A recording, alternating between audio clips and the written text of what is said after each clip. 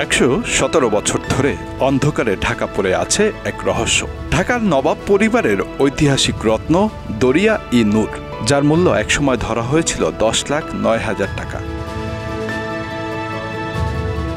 British ভারতে এই হীরার দাম ধরা হয়েছিল ৫ লাখ রুপি। একসময় ছিল মারাঠা, হায়দ্রাবাদ, পারস্য, পাঞ্জাব আর শেষমেশ ঢাকার নবাব পরিবারের সম্পত্তি হিসাবে। সরকারি নথি বলছে অত্যন্ত অমূল্য এই রত্নটি বাংলাদেশের সোনালী ব্যাংকের ভল্টে রয়েছে। কিন্তু সত্যিই কি তাই? ব্যাংকের কর্মকর্তারা নিশ্চিত নন, ভূমি সংস্কার বোর্ডও নয়। সিলগালা করা প্যাকেট আছে, কিন্তু তার ভেতরে কি আছে কেউ জানেন না। এই হীরার উৎস অন্ধ্রপ্রদেশের গোলকুন্ডা খনি, পরিচিত আলোন নদী অর্থাৎ দরিয়া-ই-নূর নামে। মুঘলদের কাছ থেকে পারস্য সম্রাট নাদির শাহ দখল করেন।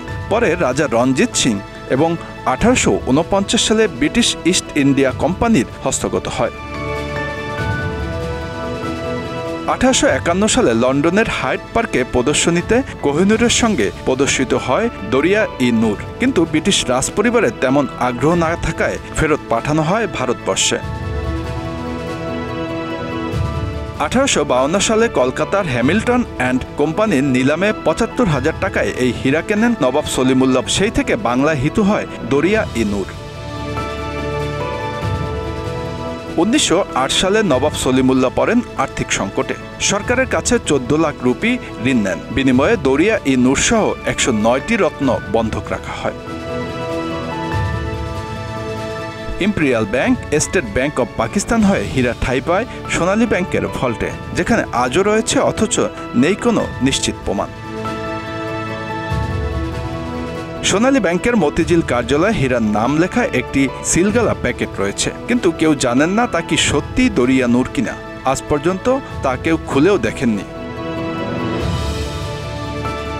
হীরা হেফাজতের দায়িত্বে থাকা সোনালী ব্যাংক কিংবা ভূমি সংস্কার বোর্ডের সমসাময়িক কর্মকর্তারাও কখনো এই জিনিস স্বচক্ষে দেখেননি। তাছাড়া হীরা বাদেও সেখানে আছে আরও শখানেক রত্নলঙ্কার। সেনা শাসনের পর আনুষ্ঠানিকভাবে গত ৩ দশক ধরে খোলা হয়নি এ ভল্ট। তেহরানের জুয়েলারি মিউজিয়াম, সেখানে ১৮২ ক্যারেটের আরেকটি দরিয়া-নূর রয়েছে।